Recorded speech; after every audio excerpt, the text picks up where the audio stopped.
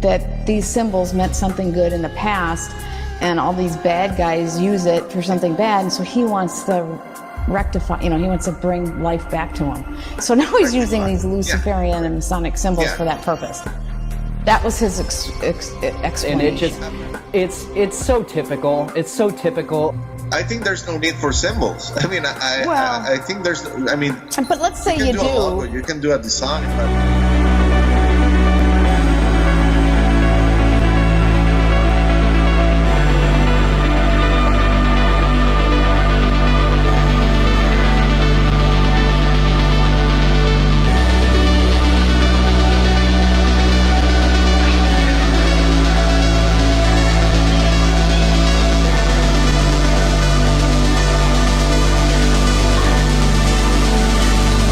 Even on his art, because he has art on his webpage, it's very Masonic. I mean, you'll catch the Eye of Providence, you'll catch pyramids, you'll catch everything.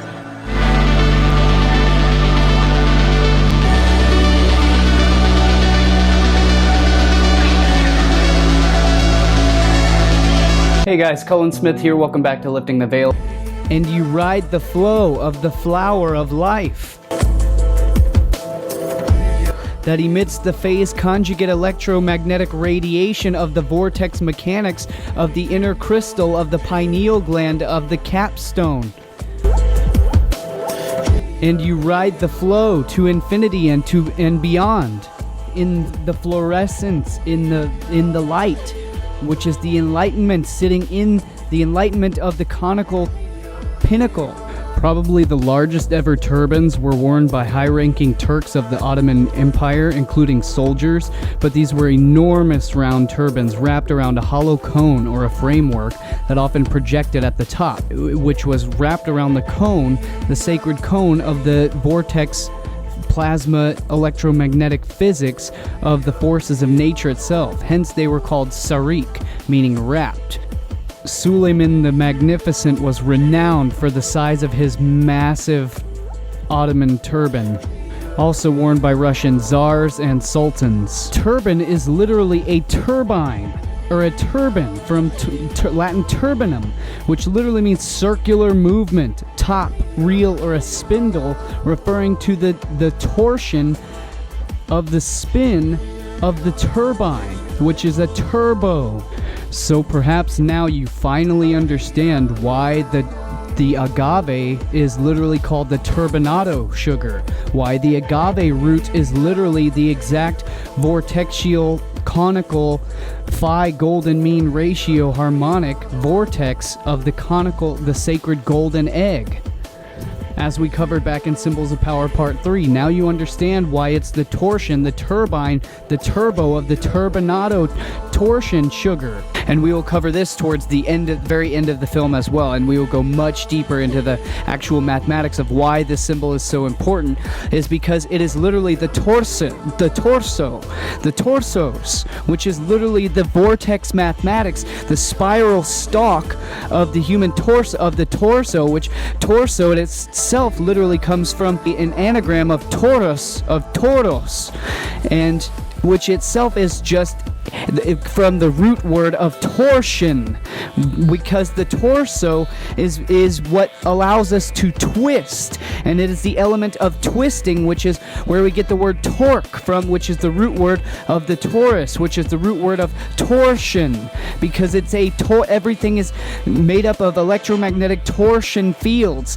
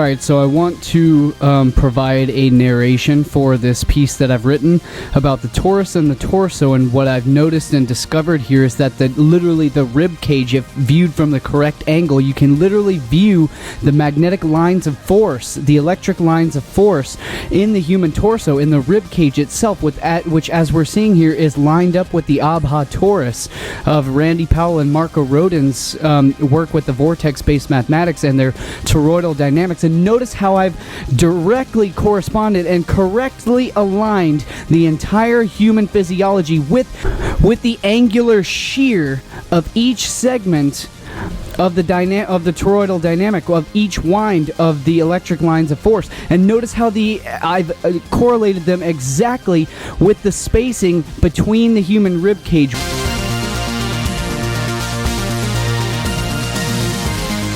which directly corresponds. And notice how the flux lines of the torus directly create this sort of effect where it literally acts as an uplifting effect up the vertebrae of the spine, how it directly correlates with the exact morphology and the geometry of the human spine, basically with that lines of magnetic flux basically creating an uplifting or a negation of gravity, which is a counterbalance. It's a counter-rotating current which creates a counterbalance, a perfect 0-point balance between levity and gravity. So in other words, you are literally at the 0 point, you are literally hovering within that stillness of the magnetism of the human torso. And that's exactly the position and the function of the human heart, lying at the exact 0 point between the exact balance, the exact 0 point between levity and gravity. And of course, levity actually shares linguistic roots with lev, elevate, alleviate, meaning to lighten, to lessen the pain, literally etymologically linked to light. And we will get so much deeper in this in a totally separate presentation of its own. But it's the as opposed to its polarity of gravity, which is literally comes from the root of grave, and graven, which literally means associated with death or darkness, downward, the decline of the underworld, the graven, the gravity, the downward force of physics, whereas the levity is the elevating, the uplifting, the alleviation, the lightening and the lessening of pain and suffering, and elevation, to get lifted.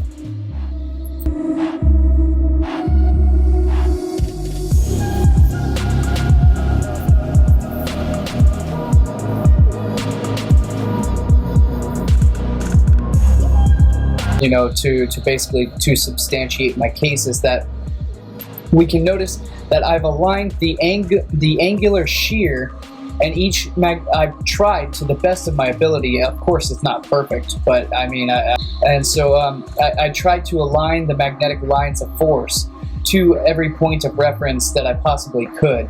And you can see I didn't obviously make the circumference of the torus, you know, the exactly corresponding to the circumference of the torso here, but I did in this other slide, which I'll show you here in a second. But so for this one, you can see my lines of force have roughly, in some way, shape, and form, they have come to correspond with the rib, with each rib and in the rib cage, and so I've roughly corresponded it.